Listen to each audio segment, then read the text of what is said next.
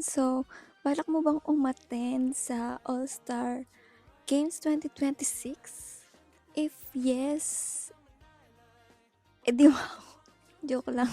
So, if yes, eto yung ticket reference from my previous concert sa MOA Arena. So, if you're still thinking kung worth it ba yung VIP ticket sa All-Star Games, I'll show you.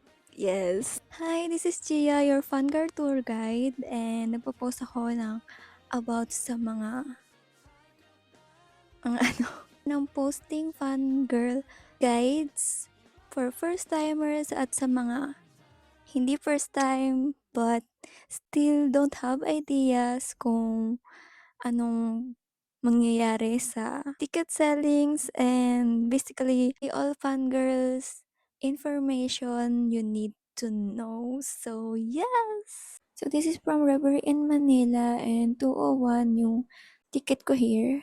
I can't remember the exact seat pero nasa first row siya. And as you can see, malapit talaga siya, as in makikita yun yung mga artists. So, kay Cha-Eun 219 yung section ko. Nalagay ko na lang sa caption yung exact seat number. So, medyo nasa taas na ako niyan, pero as you can see, kita pa rin naman yung mga tao sa baba. So, sa Kind Porsche in Manila naman, nasa 203 yung section ko. And ayan, kita nyo naman, kitang-kita si Mile dyan. So, dito, nasa third row na ako, para di ko na rin maalala kung anong exact seat niya. So, ang tanong, worth it ba yung VIP? In my experience, sobrang worth it niya kasi ang lapit niya. As in, for 5K, makikita mo na yung ilang GMM artist, 'di ba? Tapos makita mo pa si Mark mag-shoot. Ay! Yun lang, guys. Sana maka-secure kayo ng ticket bukas or mamaya. Basta, good luck.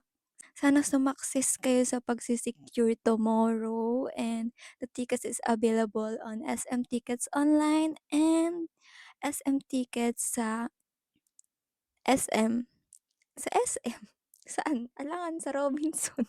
Para ka namang di nag-grade 2 eh. Anyways, guys, yun lang.